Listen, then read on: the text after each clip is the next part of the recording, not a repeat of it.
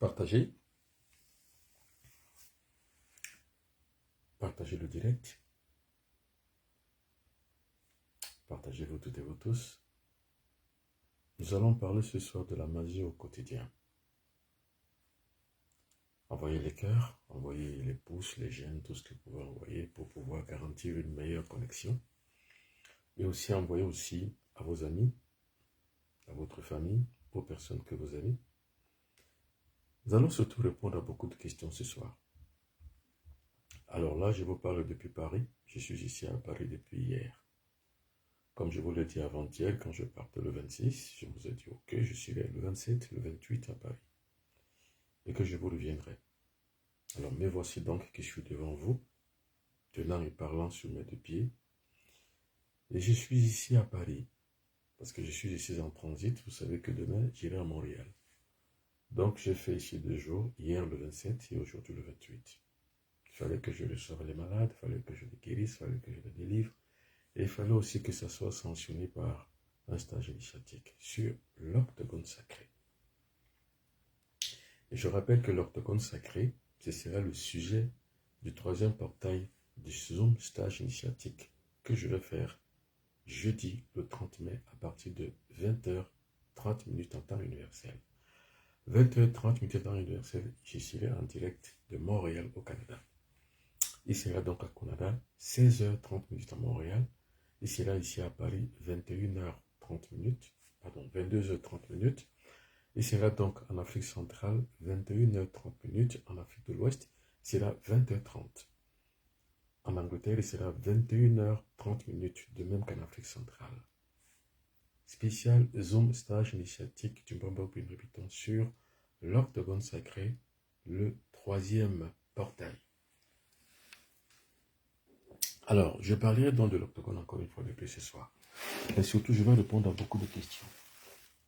Des questions qui ont trait à la spiritualité, des choses que vous connaissez, des choses que vous n'avez jamais connues, des choses que vous cherchez à connaître, des choses qui vous sont familières et des choses que vous ne vous sont pas.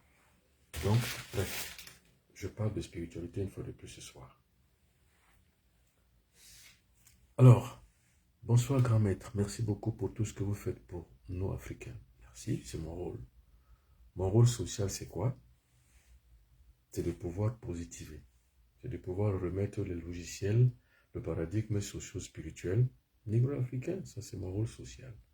Mon rôle sociétal, c'est de pouvoir sauver les vies, car je suis un directeur de conscience, mais surtout aussi, je suis moraliste. Je fais des objections de moralité. Et aussi, j'objecte la conscience, j'inspire les gens. Je me présente comme un miroir à travers lequel les autres personnes peuvent se lire pour pouvoir trouver leur propre position, leur propre voie. Moi, j'ai lu derrière Patrick Guémandon, c'est pour ça que j'ai trouvé ma voie.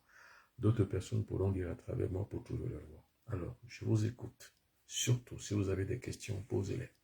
Sur tout ce que nous avons vu sur la magie, sur la sorcellerie, sur le monde noir, sur le monde orange, tout ce que vous voulez savoir ce soir, posez des questions.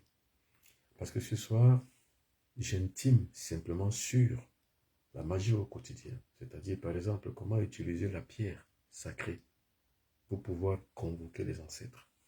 Par exemple, comment utiliser l'octogone sacré, que voici, pour pouvoir agir sur une situation bien donnée. Comment, par exemple, utiliser le triangle de la foi, c'est-à-dire la pensée, le verbe et l'action.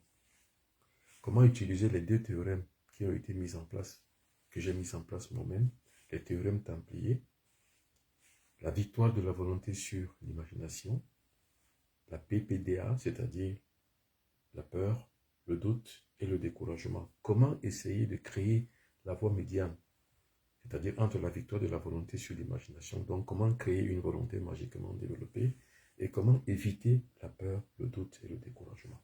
Envoyez les cœurs pour que nous ayons une meilleure qualité de profession, une meilleure qualité d'objection, une meilleure qualité de diffusion de cet enseignement de ce soir.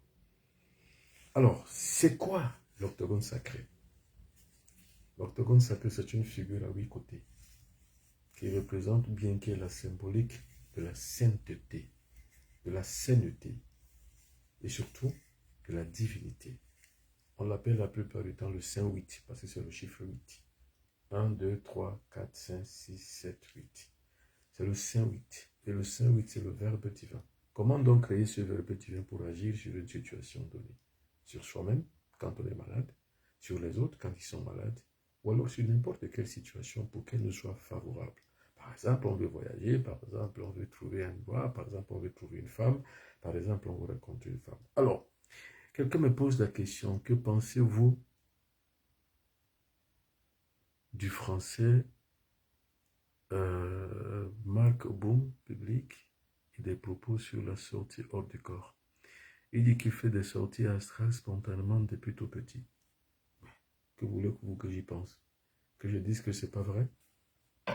Maintenant, la bonne question, c'est quoi? C'est que comment fait-on pour sortir en astral? Sortir en astral est-il possible? Qui peut le faire? Qui doit le faire? Qui ne peut pas le faire et qui ne doit pas le faire? Ça, c'est la bonne question. Maintenant, ce que je pense des individus, je vous ai toujours dit pour ceux qui me connaissent, je ne juge pas les gens. Les gens sont ce qu'ils sont, les gens disent ce qu'ils pensent, et je respecte ce que les gens disent. Mon idéal, c'est quoi? C'est que j'apprenne de tout le monde. Parce que l'idéal du sage, c'est d'avoir une oreille qui écoute toujours. J'écouterai François, j'écouterai Paul, j'écouterai Benoît, j'écouterai Chantal, j'écouterai France, et je croirai en ce qu'ils me diraient. Quitte seulement à ce que je mette moi-même en pratique ce qu'ils me disent. C'est ça, c'est-à-dire pour le chercheur que je suis. C'est pas croire ou ne pas croire qui est important, mais c'est de mettre en expérience tout ce que nous avons entendu pour tirer maintenant en tant que philosophe la vérité, c'est tout. Est-ce que ce qu'il dit est vrai? J'ai bien envie de l'écouter, qu'il me dise ce qu'il pense. Maintenant, quelle est l'expérience que je vais mettre en pratique pour pouvoir savoir si ce qu'il me dit est vrai ou faux? Voilà, c'est ça qui est l'imagerie du sage, c'est d'avoir une oreille qui écoute toujours. Et en toute force et en tout état de cause, de mettre en pratique par expérience une vérité qu'il a découplée. Maintenant, il faut être très fort quand on a une oreille qui écoute. Il faut être très très fort de ne pas admettre ce que tout le monde admet comme étant une vérité. C'est-à-dire, ce n'est pas parce qu'une chose est admise communément qu'elle est vraie. Non, une chose est vraie quand on l'a mise en pratique soi-même et on en a décuplé la vérité. C'est de ça qu'il est question. Maintenant, la vraie question de savoir, est-ce qu'il y a une possibilité de sortie astrale? Ou bien, qu'est-ce qu'on appelle sortie astrale? Il faut que techniquement, je vous explique. Nous avons 3 corps de manifestation. Nous avons le corps mental, nous avons le corps physique et nous avons le corps astral. Le corps astral, lui aussi, a été appelé le corps émotionnel. Donc, le corps émotionnel, c'est le corps astral. C'est-à-dire, le corps astral transparaît dans le corps émotionnel si les émotions sont déjà atteintes. C'est pour ça que j'ai toujours l'habitude de dire que la passion s'éteint en toi. Comme la chaleur de ce feu s'est éteinte en cette eau. Si votre passion s'éteint, votre corps spirituel, astral se met en place. Mais tant que vos émotions bouillonnent encore en vous, votre corps émotionnel ne se mettra jamais en place. Tant que vos émotions bouillonnent encore votre corps, les sorties astrales ne te mettra jamais en place. Donc c'est une culture, la sortie astrale. Alors je recommence ça pour que vous compreniez mieux.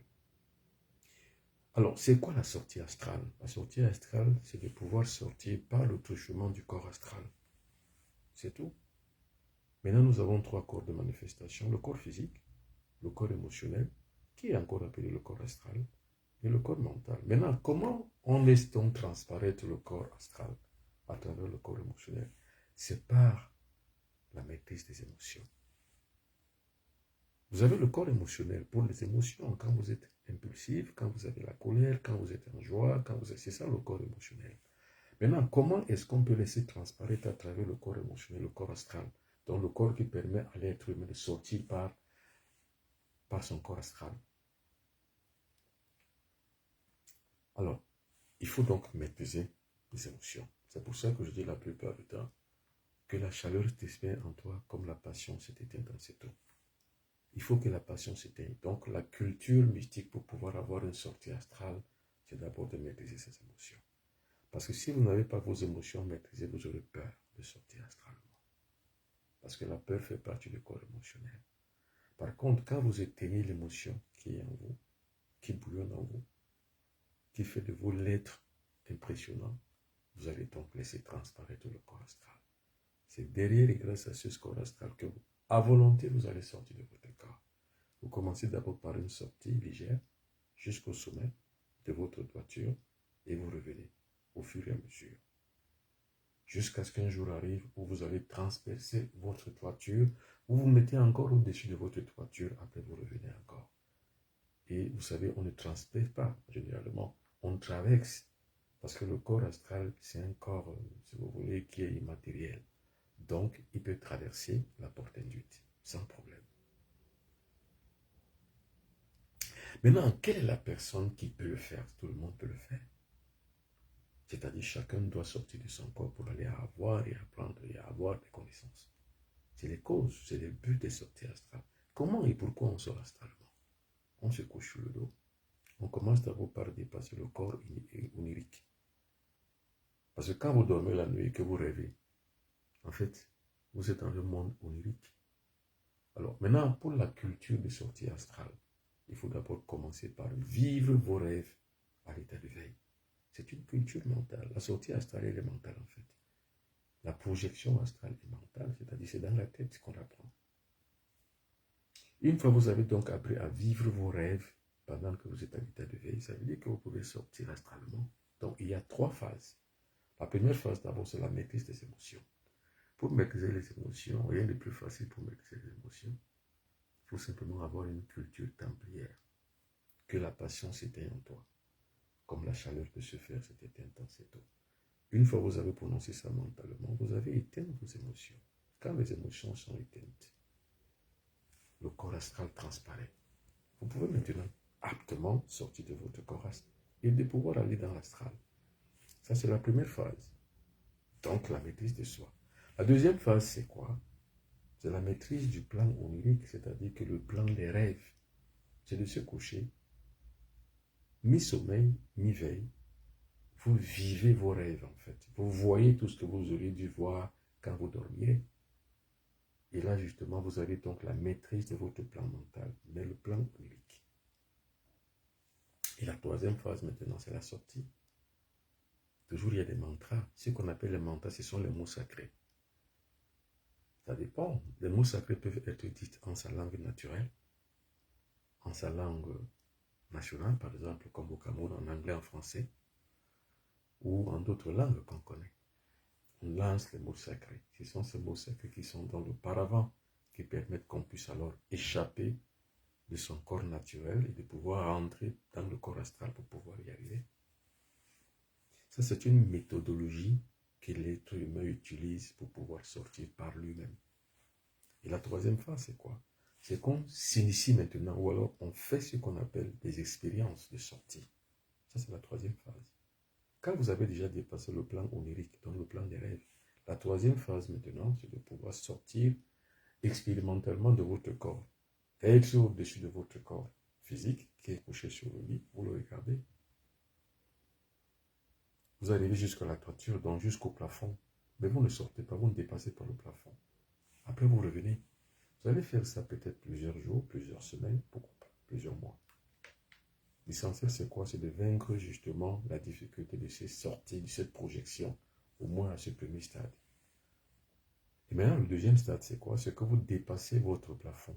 Vous êtes maintenant au-dessus de votre toiture extérieure. Vous voyez maintenant votre maison comme si vous étiez en l'air. Vous voyez quand un avion décolle. Vous voyez les maisons comme des espèces de cailloux. C'est-à-dire que vous êtes déjà en altitude, mais vous voyez la terre comme un petit ramassis, comme un petit caillou. Vous voyez les maisons comme des petites herbes, des petits cailloux. Ainsi de suite. Ça, c'est la deuxième phase. Maintenant, la troisième phase, c'est quoi? C'est vous allez essayer d'aller visiter votre quartier, voir comment les gens dorment. Repartir, aller ailleurs. Maintenant, la quatrième phase, c'est-à-dire que la phase maintenant d'action, vous commencez à travailler dans l'astral. Ça dépend de l'objectif avec lequel vous y allez. Maintenant, je vous donne un conseil. Ne sortez pas en astral tout seul. Il faut toujours que vous soyez accompagné par un guide. Jamais. Un monsieur. Ne le faites jamais tout seul. Un Franck Tapéo. Ne faites jamais des sorties astrales tout seul. Surtout ne lisez pas un livre. Et n'écoutez pas, par exemple, François qui va parler de ses sorties astrales. Vous aussi, vous allez expérimenter. Non. Ce n'est pas parce qu'il le fait depuis tout petit que vous le faites aussi. Ne le faites pas. Il faut qu'un maître vous guide pour les sorties astrales. Et il faut que le maître, quand lui il sort astralement, il sort avec vous. Il sort et il vous sort. Comme ça permet de pouvoir vous montrer comment ça se passe. Parce qu'il y a des sorties sans point de retour. Vous sortez astralement, mais vous ne pouvez pas revenir. C'est très dangereux et très grave. Ou alors vous revenez, mais vous perdez l'altitude, vous n'arrivez pas à réintégrer votre corps. Moi, j'ai perdu un ami pasteur comme ça, pasteur de l'église presbytérienne, qui voulait faire des expériences de sortie astrale. Et il le faisait où? À l'insu de sa famille. Il voulait le faire dans les toilettes. Il allait, il se couche dans ses toilettes, comme ses toilettes étaient propres, des toilettes modernes, il s'est couché. Il sortait astralement. Sauf que ce jour-là, il est sorti astralement, n'a pas pu revenir dans son corps. Donc, en fait, ce n'est pas des jeux. C'est-à-dire, on ne se réveille pas un matin, on commence à jouer au football. On se prend pour Samuel Eto'o ou Didier Drogba, ou alors je sais pas moi, Xavi, ou je sais pas qui d'autre encore, Sadio Mané, ou alors Mohamed Salah. Non, c'est du travail. Et on ne peut jamais s'auto-travailler pour devenir un bon footballeur. Il faut toujours qu'il y ait un entraîneur. Il faut toujours qu'il y ait quelqu'un, un moniteur, qui vous fait des préparations physiques, des préparations psychologiques, des préparations mentales. C'est pareil. Pour les sorties astrales, il faut toujours avoir un guide qui vous parle mystiquement, spirituellement, qui agit sur votre psychologie, qui agit sur votre mental, qui agit sur votre corps physique, qui vous prépare en fait et en somme, qui vous fait traverser ce qu'on appelle le péristyle. Une fois que vous avez traversé le péristyle, vous êtes maintenant aguerri. C'est là dans le péristyle que vous allez apprendre à vous maîtriser vous-même, à avoir ce qu'on appelle la purification mystique, avoir ce qu'on appelle le mental magiquement développé, les pensées fortes, parce qu'on sort astralement par la force de la pensée. Si votre pensée est faible, vous n'y arriverez jamais. Là, c'est une sortie en astral, mais de manière de l'efficience psychique, c'est-à-dire par la culture psychique, le pouvoir de l'âme. Maintenant, il y a d'autres sorties astrales qui sont de manière traditionnelle. Il suffit de boire simplement une potion magique, une potion hallucinogène, puis c'est fini, vous êtes parti dans l'astral. C'est ce que font ceux qu'on appelle les voyageurs de nuit, ceux qui voyagent dans les avions de nuit. Ils n'ont pas besoin de faire une culture, comme je viens de vous le dire. Il n'y a pas une efficience psychique qui exige une sortie astrale. Non. Top, simplement, ils ont subi une initiation, ils ont bu la potion magique, et chaque soir, quand ils dorment, ils se retrouvent en concert de sorciers pour aller faire du mal et attaquer les autres. Là, ils vont faire les couches de nuit, ils vont faire les nourritures de nuit, ils vont créer et posséder les gens pour une paralysie de nuit. Et puis, en fin de compte, ils prennent des chances de gens, ils pompent leurs énergies, ils font ce qu'on appelle le vampirisme sexuel, ils pompent des énergies, et puis ils reviennent, et ces énergies vont les utiliser pour ceux qui les ont envoyés, c'est-à-dire les maîtres de la loge. Vous voyez, ça, ce sont des sorties astrales, mais de manière traditionnelle. Tout à l'heure, je viens de vous parler en premier lieu, les sorties astrales, les projections astrales s'appuyant sur l'efficience psychique, c'est-à-dire une culture du pouvoir de l'âme, qui vous permet de dominer votre corps physique, votre corps émotionnel, votre corps mental, et de pouvoir faire maintenant une projection de manière empirique, c'est-à-dire que du plus petit niveau au haut niveau. Et maintenant, quand vous êtes aguerri, vous pouvez donc aller visiter l'astral. Par contre, ceux qui sortent de manière traditionnelle en secte, ils ne peuvent pas aller au-delà du bas astral. Parce qu'en haut astral, on ne fait que des recherches pour faire du bien. Moi, je vais au haut astral pour chercher aujourd'hui le médicament du cancer. Je n'ai pas encore trouvé la bonne formule. Il y a des formules que je trouve, mais qui sont déjà dépassées. Parce que le cancer, lui aussi, mute avec le temps. Tout ce que je vous dis, je ne l'ai jamais appris dans une secte ou dans une école de mystère. Ce sont des recherches que j'ai retrouvées ici et là dans l'astral.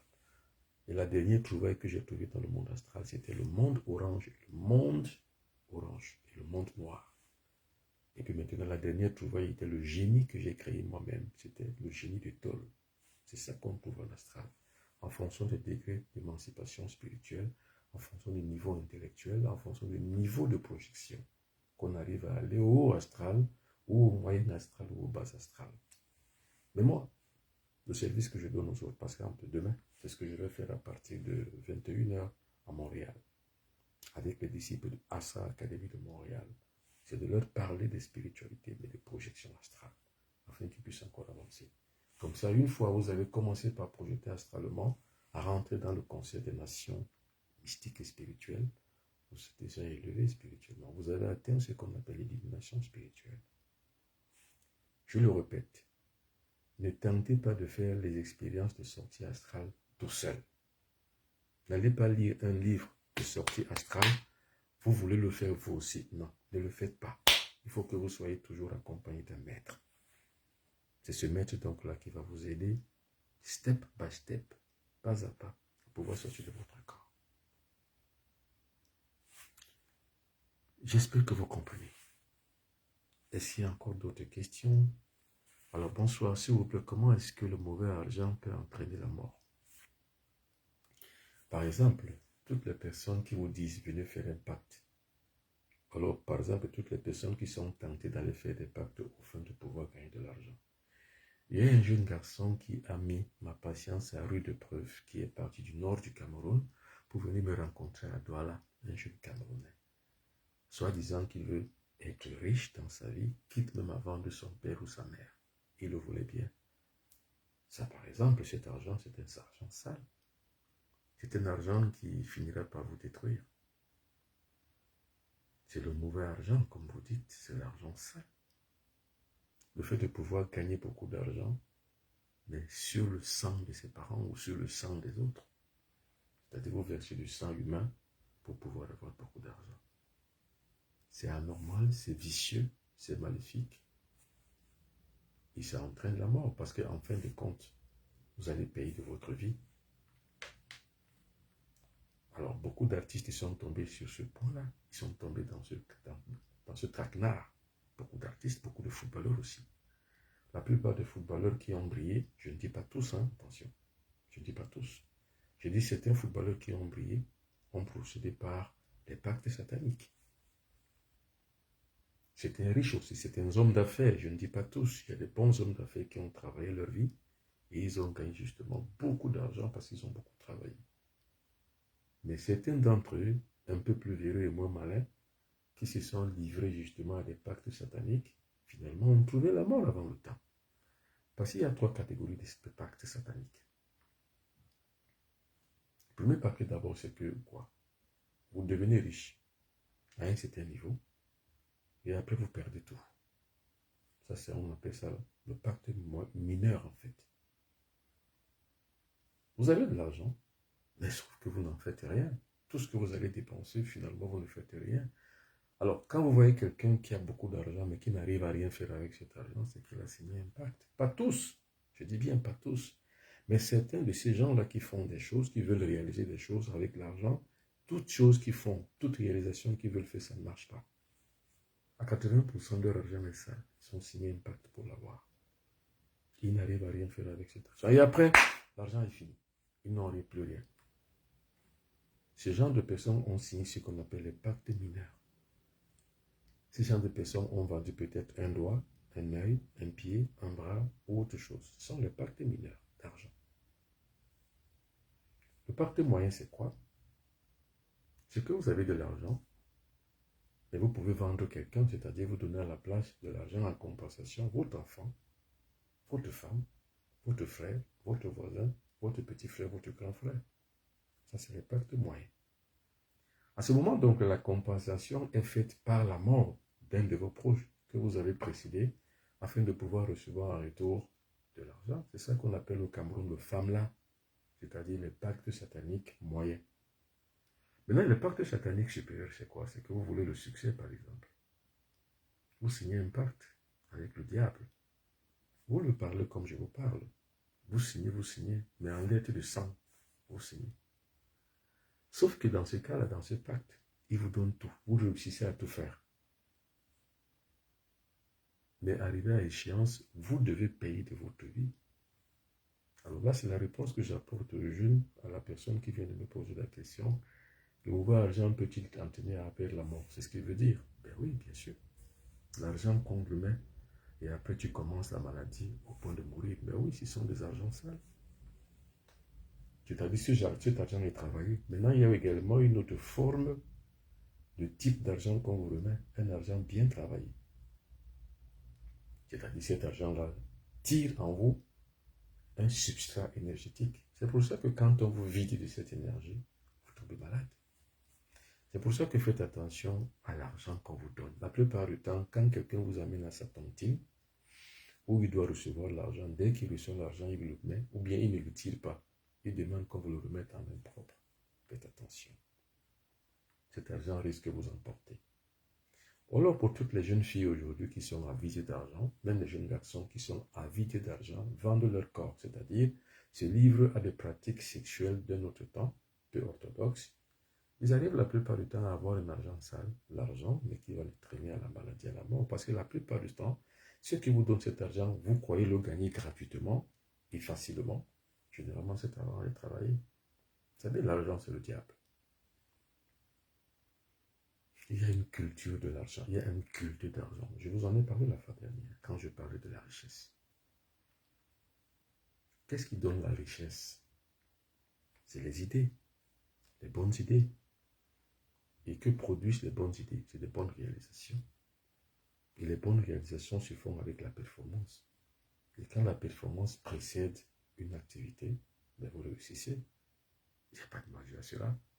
Il n'y a que les faibles, surtout chez les Africains, les Africains sont paresseux, ils croient que tout est facile, tout est simple. Les Africains demandent toujours de le monde qu'on leur donne. Les Africains aiment ce qu'ils leur donnent, même s'ils sont des idiots. Ils les supportent. Parce qu'ils sont faibles. Vous savez, moi, vous me donnez l'argent pour rien, je ne prends pas. Gratuitement, je ne prends pas. C'est pour ça que quand je fais tout ce que je fais, je vous dis payez. Je fais par exemple ce que je vais faire jeudi. Sur l'orthogone sacré, vous allez payer pour pouvoir y participer. Je gagne ainsi ma vie. Je réalise des grandes choses. Là, je suis à Paris où j'ai fait des séminaires, où j'ai soigné, j'ai gagné de l'argent. Demain, j'irai à Montréal, je vais gagner de l'argent. Mais quand je vais rentrer, ce sera un argent qui m'appartient, moi. Mais je le mettrai justement à la disposition de toutes et de tous. Je mettrai dans mon quartier un troisième forage parce qu'il faut une redistribution en eau potable. C'est ça. Mais si vous me donnez l'argent gratuitement et facilement, je ne prends pas. Parce que j'ai une cervelle qui sait comment le gagner. Et le conseil que je donne à toutes et à tous, surtout aux Africains, évitez toujours le gain facile. Il faut les éviter. Parce que quand vous avez un gain facile, on vous tient. C'est comme quelqu'un qui vous donne le mouton et il tient la corde. C'est pour ça que j'aime les Occidentaux. Vous savez, certains Occidentaux, vous leur donnez gratuitement, ils ne prennent pas. Je vais vous raconter une anecdote. Je crois que c'était en janvier passé. Je suis allé faire un séminaire au Canada. À mon retour, tout ce que j'ai gagné, je l'ai oublié dans le train, très fatigué que j'étais. J'étais déjà à Paris, je l'ai oublié dans le train. Bon, j'ai dit, ok, j'ai lancé des mantras. Si cet argent peut servir à un pauvre, mais si cet argent doit servir aux pauvres de mon pays, il faut que je le retrouve. J'ai lancé un mantra. Le mantra, c'est quoi? Le mantra, c'est une forme pensée, mais qu'on matérialise par le verbe. On appelle ça le mot magique, le mot sacré. Alors, puis un matin, on m'a appelé, on m'a dit comment on a retrouvé mon sac. Celui qui a ramassé, c'était un occidental. Pardonnez-moi de le dire, c'était un blanc. Vous savez, pour moi, il n'y a pas de différence entre les êtres humains. Pour moi, je ne crois pas au racisme. Il n'y a que les faibles qui croient que le racisme les empêche d'évoluer. Pour moi, j'y crois pas. C'est pour ça que j'aime pas le terme noir-blanc. J'aime pas ce terme. Mais je suis obligé de vous le dire pour vous dire la différence entre un occidental et un africain. Pas tous les Africains. Mais l'occidental, ce qu'il n'a pas gagné, il ne le mérite pas. Ce qu'il n'a pas travaillé, il ne le gagne pas. Les vrais, les purs. À part des exceptions, des véreux. Et ce qu'on pourrait appeler des ripoux. Parce que le ripou, lui, il gagne dans la mafia. Ce n'est pas son problème. Alors, le monsieur qui a ramassé mon sac, il me l'a ramené à mon adresse. Tout l'argent que j'avais gagné au Canada était intact dedans. Et j'en avais là pour plus de 4-5 millions de francs CFA. Il fallait que je le change en francs français, pardon, en euros.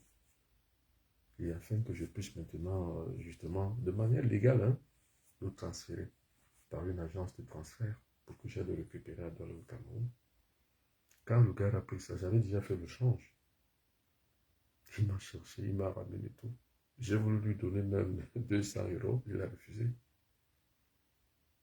Ah, il me dit, c'est ton argent. Je ne l'ai pas travaillé, moi, c'est toi qui l'as travaillé. Imaginez si c'était un véreux africain qui l'avait pris. Ou alors un véreux autre qui l'avait pris. Des gens qui n'ont pas le sens de la réalité. Ou il y a le sens du gain. Ou le sens de la performance. Parce que moi, j'ai mis de ma performance. Ben, il aurait ramassé, il aurait pris, il aurait parti. Peut-être même ne rien faire avec, peut-être faire autre chose. C'est pour vous dire que l'argent, en fait, l'argent est lié à la performance, pour ceux qui l'ont compris. Et comme je l'ai toujours dit, l'argent, c'est quoi? L'argent, ce n'est pas un pouvoir d'achat. Ce n'est pas un pouvoir de dépense. L'argent, c'est un instrument de travail. Pour les gens qui ont compris. Pour des gens qui ont des activités, des multi-activités comme moi.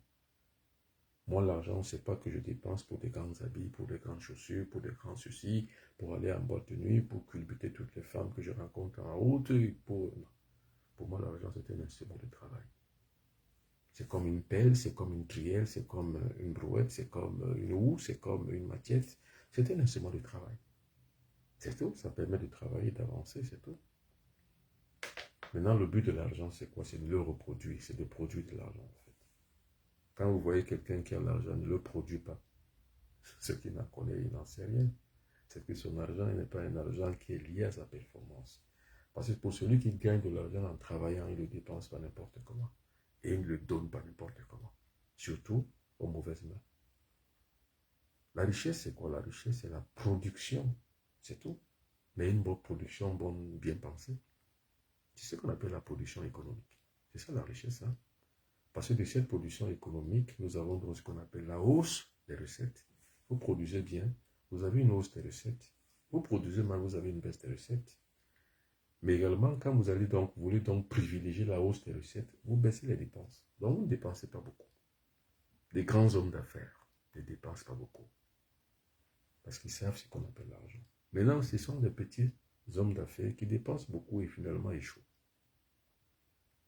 Il y avait un homme d'affaires dans ma région, d'origine du Cameroun.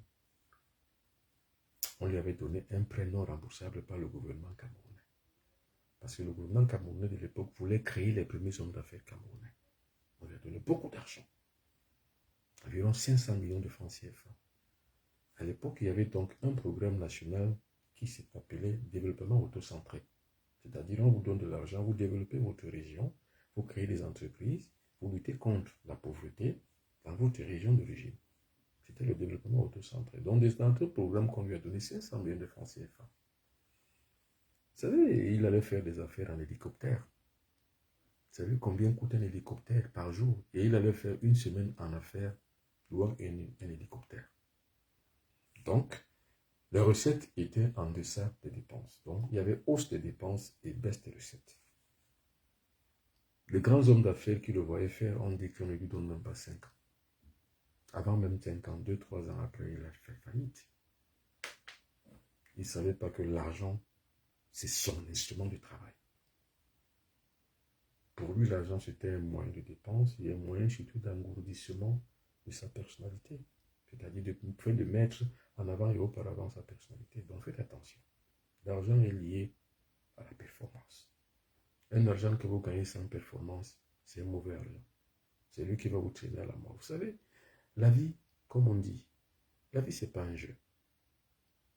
On ne ramasse pas la vie. On hérite de la vie et on la mérite. La vie, ce n'est pas un jeu. Nous ne sommes pas dans un échiquier où on joue avec la vie. On pousse les pions de la vie, on les recule, et les pions, les mauvais pions, on les jette, les bons pions, on les gagne. Non, la vie, c'est pas ça. La vie, c'est un échiquier d'idées, un échiquier de stratégie. Chez moi, chez le Bassa du Cameroun, on dit non, iéilike. C'est-à-dire que la longévité est possible. En plus de la longévité, il faut savoir, pour pouvoir la mettre en phase avec votre vie personnelle, il faudrait savoir avoir de bonnes stratégies pour pouvoir prolonger votre vie sur Terre. Moi, je suis adepte de la longévité. Je pratique ce qu'on appelle en Bassa Mbornom, c'est-à-dire le culte de la longévité. Il faut vivre vieux. Et pour vivre vieux, il faut avoir de bonnes stratégies de vie. On ne vit pas au hasard. Donc la vie n'est pas un échiquier ludique, c'est un échiquier stratégique, la vie. Ceux qui ont compris ça vivent vieux. Ceux qui n'ont pas compris ne vivent pas vieux. Or, si vous ne vivez pas vieux, vous n'avez pas la possibilité de pouvoir accomplir le destin qui vous a été imparti dans votre putain de vie sur Terre. Mais si vous vivez vieux, ça veut dire que vous avez compris qu'il faut des stratégies, des bonnes stratégies qui vous permettront de pouvoir vivre véritablement vieux. De voir et d'avoir ce qu'on appelle en Bassa Mbornom, le culte de la longévité. Et qui dit culte de la longévité, qui culte de la santé, parce qu'en fait, sans santé, vous ne vivrez jamais vieux. Et quand on dit santé, on parle du corps. Et quand on parle du corps, on parle du complexe physique qui est à la fois triple, donc physique, émotionnel et mental. Et assortir à cela l'efficience psychique, ce qui vous permet de pouvoir vivre en toute quiétude et en tout état de cause, en maîtrisant justement les fondamentaux, les idéaux de votre propre existence, sans lesquels vous n'arrivez pas. Et il faut savoir et comprendre lier à la fois le mental, le corps et votre âme. Vous avez donc ainsi la longévité, donc la santé et la prospérité. Vous savez, on précède toujours à l'avance la longévité et la santé. Parce que quand vous avez la longévité et la santé, vous avez la prospérité. Parce que la longévité vous donne déjà une science mentale qu'on appelle la sagesse. Et quand vous avez cette sagesse, parce que vous avez vécu vieux, vous avez donc des bonnes stratégies pour pouvoir aboutir à la prospérité. Et quand vous avez la prospérité, vous avez la richesse. Cette richesse qui n'est pas exponentielle, cette richesse qui est matérielle, qui est vécue, visible, expérimentée par le fait de votre vécu. Et vous comprendrez que cet argent que vous avez, vous n'êtes qu'une banque de passage. Cet argent ne vous appartient pas. Ça appartient à la communauté. Et plus vous en donnez, plus vous en gagnez. Vous savez, le dernier voyage que j'ai fait, tout ce que j'ai gagné, j'ai conçu des forages dans mon quartier. Et aujourd'hui, je le gagne encore un peu plus. Parce qu'à celui qui donne, il sera donné pour qu'il puisse donner davantage. C'est une loi cosmique. C'est comme l'eau qui coule. Vous ne le bloquez pas. Non. Vous bloquez l'eau qui coule, il vous emporte. L'énergie, on ne la bloque pas, on la fait passer, c'est tout. C'est pour ça qu'il faut atteindre ce degré. Quand vous atteignez ce degré de conscience et de connaissance, alors vous avez la vie devant vous. Vous coulez sur l'ordre de la vie, dans l'ordre des simples de la vie, parce que l'ordre de la vie coule sur des choses simples. Et vous avez dans ce qu'on appelle la simplicité de l'oiseau et la prudence du serpent. Vous êtes prudent. Vous ne dites pas n'importe quoi, vous n'allez pas n'importe où. Vous êtes sobre. Votre sobriété est toute sagesse. Et attention, l'humilité n'est pas signe de faiblesse. C'est un signe de sagesse. Les hommes humbles sont les hommes les plus forts.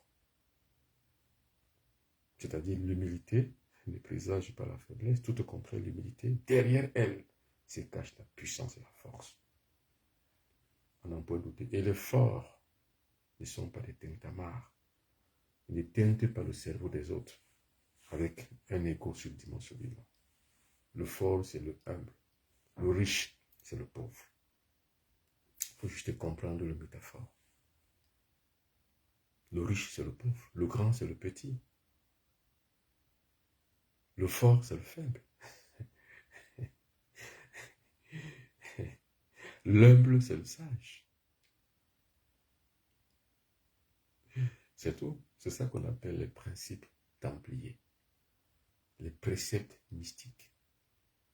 C'est une forme de diffusion de l'enseignement de la sagesse. Et quand vous avez cette sagesse, justement, vous avez compris que vous n'êtes pas un homme ordinaire. Et comme moi, je ne me sous-estime jamais. C'est un homme fort. Vous savez, la force, elle est mentale. Hein? C'est pour ça que je crée une dichotomie entre la volonté magiquement développée, la peur, le doute et le découragement de l'autre côté. Quand vous avez les deux, vous savez faire ce qu'on appelle la part des choses. Vous balayez la peur, le doute et le découragement et vous développez en vous cette volonté magiquement et cette volonté magique qui vous permet justement de pouvoir vous imposer. Et comme je vous l'ai dit, si vous ne vous imposez pas, l'autre s'impose à vous. Alors s'il vous plaît, quelqu'un qui est malade sur une longue période et son sang ne fait que finir, ouais. Mais ça veut dire que vous avez une sorte de maladie, quelle qu'elle peut être. Elle peut être physiologique, elle peut être mystique. C'est une pathologie. Maintenant, il faut savoir ce qui fait fuir et finir votre sang dans le corps. D'abord, il faut faire un examen médical. Vous savez, la science, c'est ce qu'on appelle la science interconnectée. Ou plutôt, les sciences sont interconnectées. Vous savez ce qu'on appelle l'intelligent, ou alors celui qu'on appelle l'intellectuel. C'est celui qui sait connecter toutes les sciences.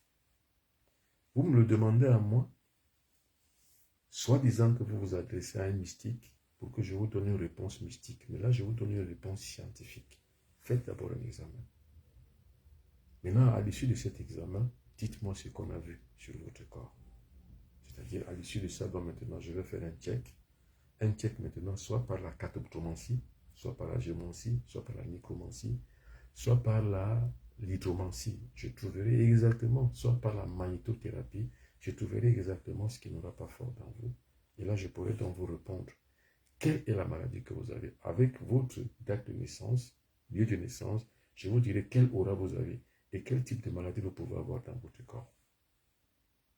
C'est pour ça que les gens comme moi existent, pour apporter de l'éclairage.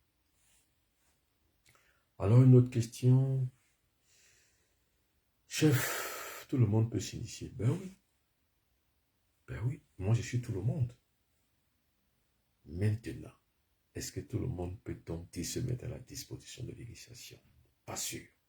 Surtout la génération d'aujourd'hui qui aime la facilité. Pas sûr. C'est pour ça que j'aime les pays anglo-saxons. La culture anglo-saxonne est différente de la culture latine. Nos pays latins sont les pays les plus reculés. C'est-à-dire les pays francophones sont les pays les plus reculés, ou les pays qui ont été développés ou colonisés par les lusophones, c'est-à-dire que le Portugal, le France, c'est des pays les plus reculés. Mais les pays anglo-saxons sont très avancés. Et toutes les personnes qui y vivent, qu'ils soient noirs, qu'ils soient blancs, qu'ils soient jaunes ou rouges, ont une autre mentalité. Par exemple, quand je vais au Canada, je vais là où il y a les francophones, mais en fait, ils ont une culture anglo-saxonne. C'est-à-dire, ils voient les choses différemment, ils participent différemment, et ils pensent différemment, ils font des choses différemment que ceux qui sont, par exemple, en France. Ceux qui sont en France sont ceux qui sont comme ceux qui sont en Afrique.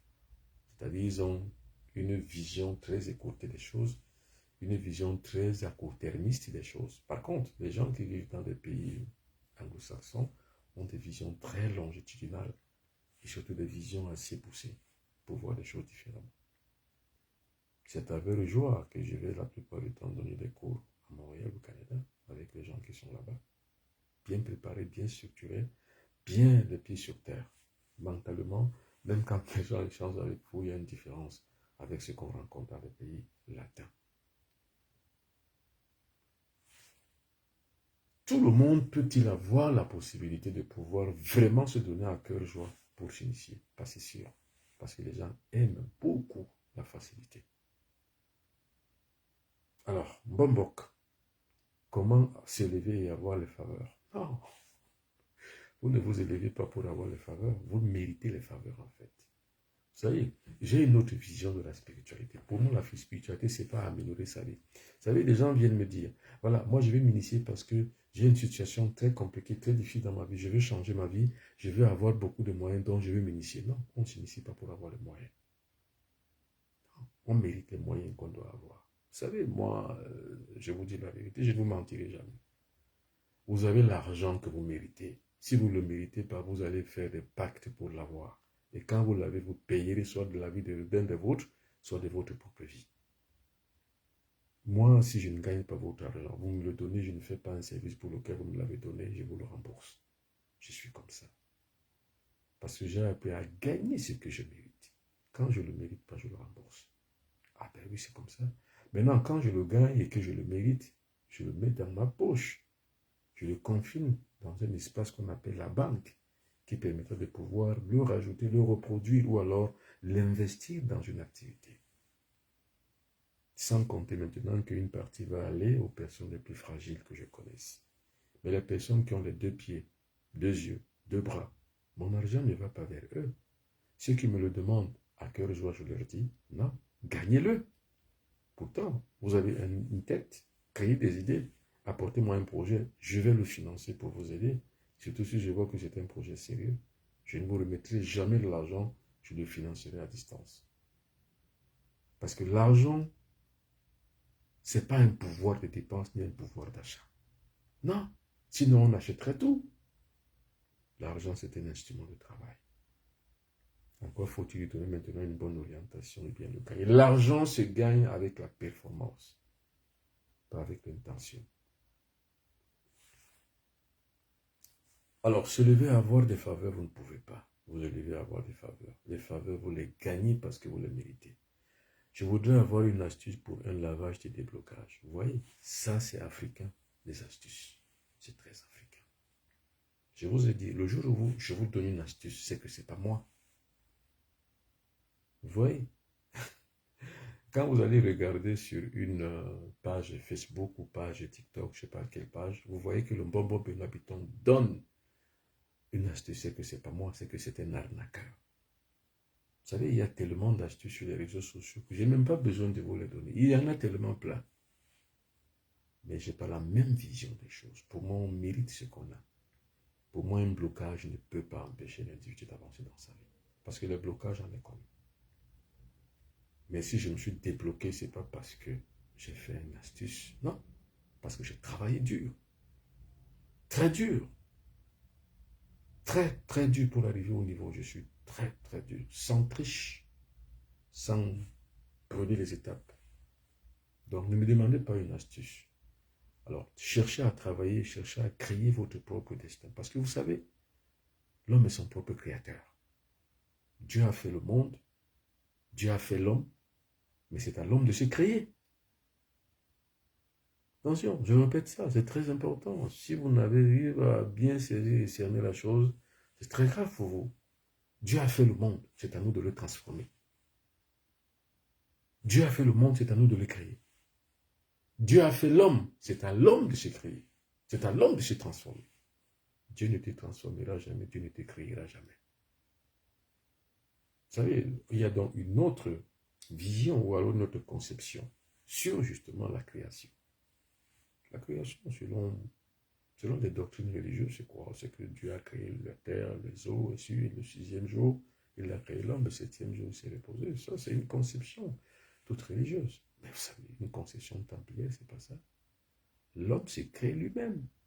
Ça, c'est la conception transversale et templière. L'homme se crée lui-même. Un homme qui subit son destin est un pauvre type. Permettez-moi l'expression. Il y a des gens qui vont comprendre par pauvre type, pauvre d'argent, non. Moi, je parle de pauvreté dosée. Vous savez, les hommes faibles n'osent pas. C'est pour ça que les hommes faibles aiment Dieu. Parce qu'on leur a dit que Dieu peut tout. Dieu est omnipotent, omnivore, omniscient. C'est ce qu'ils savent. Donc, quand ils ont un problème, ils vont se mettre à genoux, ils lèvent le bras au ciel et commencent à prier. Le mystique ne prie pas. Je vous l'ai toujours dit. Moi, je ne prie pas. J'agis. Mais libre à celui qui veut prier. Enfin, je ne dis pas qu'il fait mal. Non, mais je dis, ceux qui s'agissent à moi me posent des questions. Je leur dis, le mystique que je suis ne prie pas. J'agis. Alors, j'ai bien lu aujourd'hui un texte d'une célébrissime actrice de la scène littéraire camerounaise, Madame Calix Péala, que j'adore beaucoup. Si au passage elle m'écoute, Sista, je vous adore.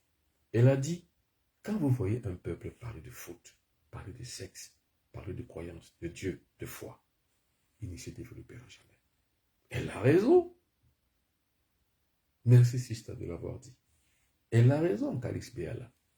Un peuple qui parle de sexe, qui parle de foot, qui parle de Dieu, de croyance, qui parle de livres sacrés, il ne se développera jamais.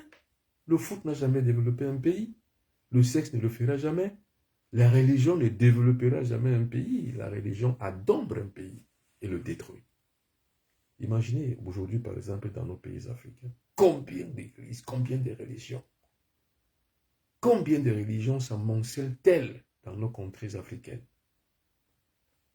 Et dites-moi l'indice de développement de nos contrées, malgré la présence de ces religions dites venant de Dieu.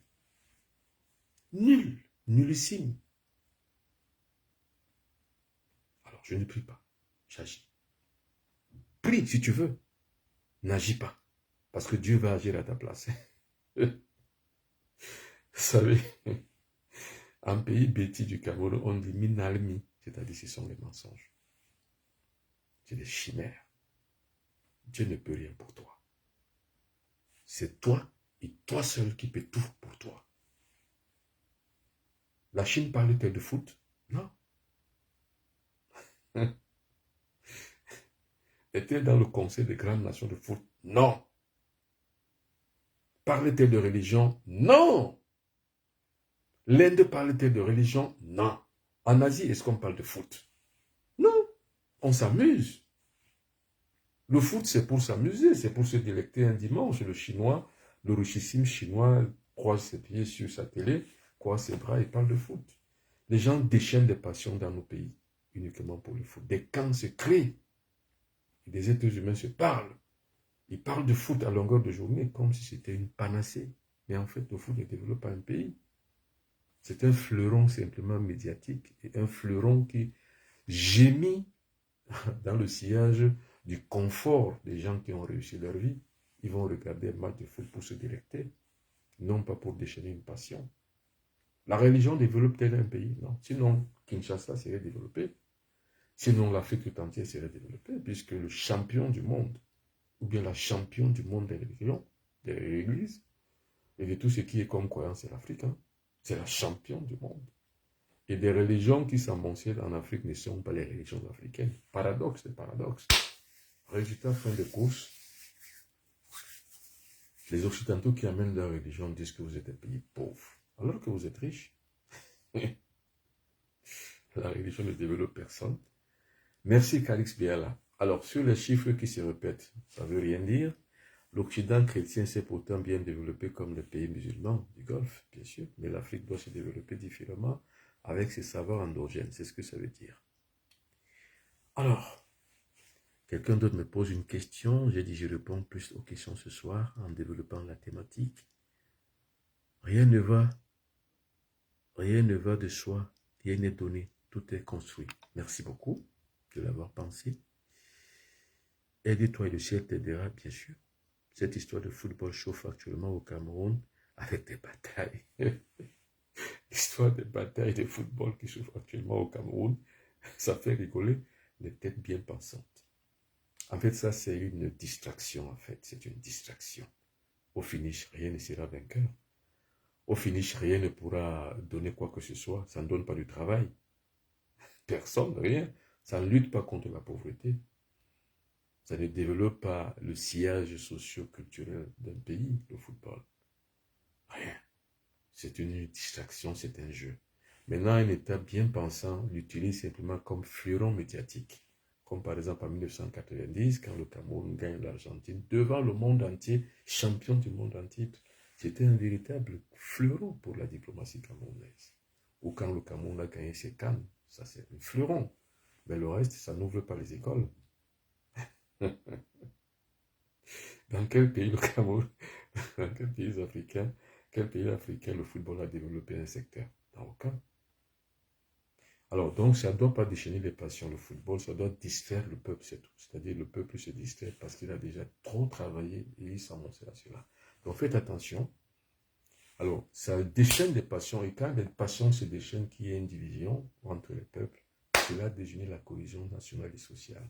Il faut faire attention avec ces histoires de football, ou alors, on ne peut pas se développer avec ça. Ce qui développe l'être humain, C'est ce qu'il y a au plus profond de lui. C'est ce qu'il découvre en lui. C'est son talent inné qu'il a.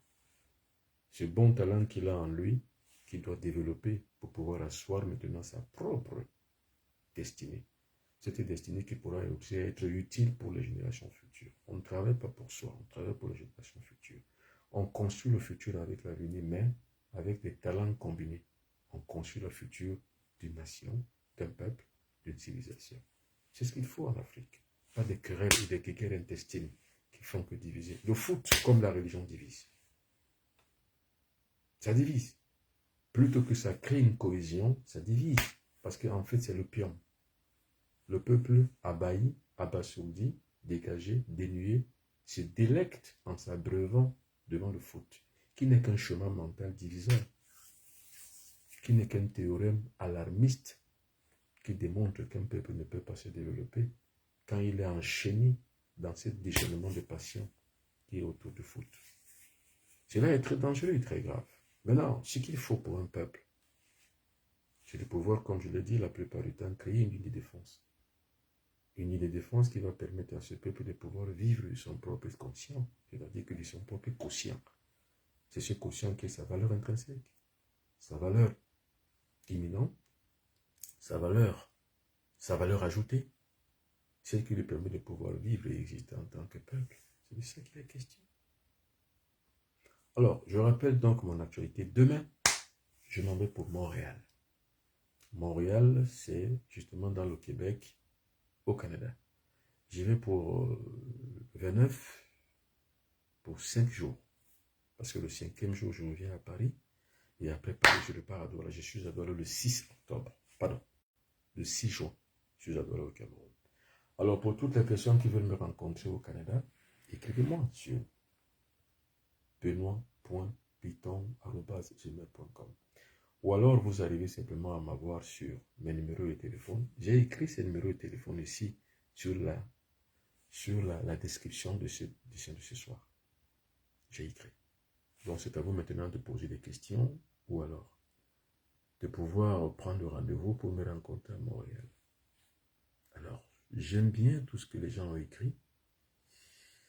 Alors, un nouveau message, c'est qui? Qu'est-ce qu'il dit? C'est Johnson Happy qui envoie des cœurs. Merci beaucoup, Johnson Happy. Alors, Dédi de Noubel dit que ça bug chez lui. Mais non, mais ça ne bug pas chez tout le monde. C'est peut-être faute.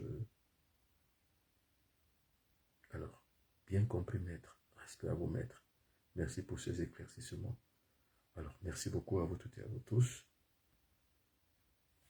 Alors, la magie au quotidien, c'est quoi?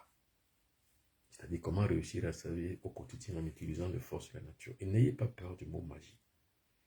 Pour le négro-africain, comme je disais tout à l'heure, le mystique ne prie pas. Le mystique agit. Vous avez les armes. Les armes sont autour de vous. Les armes d'action sont autour de vous.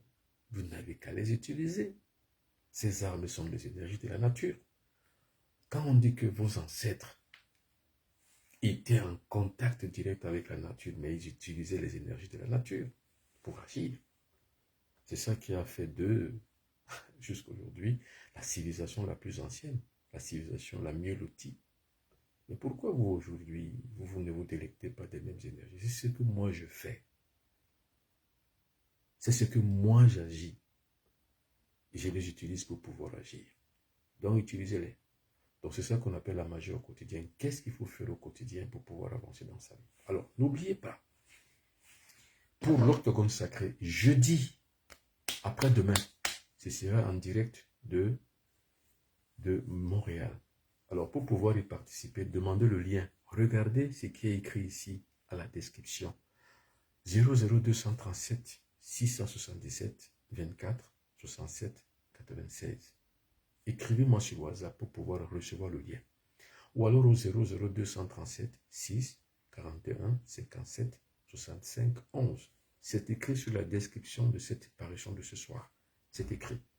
Vous n'avez qu'à regarder, les 2 numéros de téléphone sont là. Écrivez-moi pour demander le lien pour participer à ce spécial Zoom stage initiatique sur l'octogone sacré, le 3e portail. Ce 3e portail nous amènerait donc comment bénir les médicaments, par exemple. Vous avez des médicaments à boire à donner à vos enfants. Comment les bénir? Comment magnétiser l'eau? Comment? comment lustrer l'eau, comment rendre l'eau précieuse, afin qu'elle puisse guérir toutes les maladies que vous pourrez rencontrer dans votre vie. C'est ce troisième portail qui sera donc jeudi à partir de 20h30 en temps universel. À Montréal, au Canada, il sera 16h30 minutes. En Europe, ici, il sera 22h30 minutes. En Angleterre, seulement, il sera 21h30 minutes. En Afrique centrale, 21h30 minutes. En Afrique de l'Ouest, c'est-à-dire au Burkina Faso, au Togo, au Bénin, en Mauritanie et en Côte d'Ivoire, il sera 20h30 minutes. Alors, pour ceux qui veulent y participer, demandez-moi le lien. Demandez le lien dès maintenant. 00237 677 24 67 96 ou encore 0033 6 41 57 65 11. Attention, dès demain, je m'envolerai pour Montréal. Je serai donc à l'aéroport Pierre-Elliott Trudeau à midi 30 minutes. Mais je prendrai l'avion ici à Paris à 10h30 minutes. Je vous ferai un dernier direct à partir de l'aéroport Charles de Gaulle avant de décoller. Alors, comme il y a un décalage horaire, ça fait 7 heures de vol. Je serai donc à Paris à midi 30 minutes, pardon, à Montréal à midi 30 minutes. Et je commencerai donc dès demain un stage initiatique de délivrance, des consultations et des guérisons. C'est bon, travail. Travail. C'est le travail qui fait l'être humain. Le travail, c'est la performance qui donne la richesse. La vraie magie, c'est le travail. Mesdames et messieurs, merci beaucoup. Bonne soirée. Ce fut un plaisir. Au revoir. Ah, il y a quelques messages. Il y a Mohamed qui pose la question. Mon frère, bonsoir. Je te suis depuis la Côte d'Ivoire dans la ville de Toumoudi. Oui, bonsoir Mohamed Mossoum. Merci beaucoup. Bonsoir à vous toutes là-bas à Côte d'Ivoire. Maître, que signifie le rêve où je cueille les fruits, avocat est prêt, tu ne sais pas. Oh, mais ce sont de bons rêves. Quand vous cueillez des fruits, ça veut dire que c'est une trouvaille, c'est un succès qui s'annonce, c'est des faveurs qui s'annoncent par rapport à vos efforts personnels. Et quand vous tuez deux serpents, ça veut dire que vous avez tué les échecs, vous avez tué les ennemis, vous avez abattu et débloqué votre sort, c'est tout ce que ça veut dire. Alors quelqu'un d'autre pose la question, voilà, et comment se purifier? Alors, pour se purifier, c'est simple. Vous devez simplement avoir les bonnes pensées. Vous ne pouvez pas vous purifier d'eau quand vos pensées sont sales. Quand vous avez de mauvaises pensées contre les gens, vous ne pouvez pas.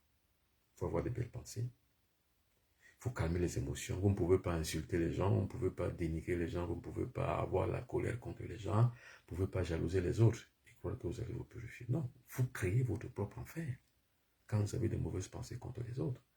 Quand vous avez des mauvaises émotions, quand vous vous énervez contre les autres, quand vous êtes jaloux des autres, attention, là vous créez votre propre enfer.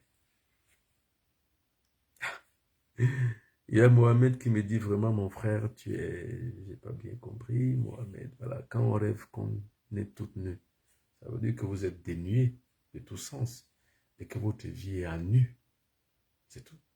Ça veut dire que vous devez vous rhabiller, c'est tout. Ça veut dire que vous devez donc cacher votre vie. Ne faites plus des choses à découvert, faites-les en secret, c'est ce que ça veut dire. Que pensez-vous de celui qui vole en rêve les parents décédés? Quand vous voyez vos parents décédés, c'est qu'il y a des messages que vous devez recevoir. Allez sur leur tombe, parlez-leur, vous aurez le message qu'ils voulaient vous donner. Grand maître, que pensez-vous de celui qui voit quand on rêve qu'on est toute nue? J'ai déjà répondu. Alors, merci beaucoup. Alors, la purification, comme je dis, peut-on se purifier avec l'eau et du ciel? Non, la purification d'eau et du ciel ne suffit pas. Il faut la purification mentale et la purification psychique. Vous savez, vous avez plusieurs corps. Vous savez, le corps physique, l'eau et le ciel peuvent le faire sur le corps physique. Et le corps émotionnel, et le corps mental, et le corps éthérique, et l'aura, et d'autres corps innommés et innommables. Comment vous allez faire? Il faut se purifier, tout cela en tous azimuts. Vous ne pouvez pas avoir les mauvaises pensées. Parce que vous êtes purifié d'eau et de sel, vous croyez que vous êtes purifié. Non. Votre problème n'est pas résolu. Vous ne pouvez pas. Il faut avoir la purification sur tous les 7 corps de l'homme. Merci beaucoup et à demain. Bye bye.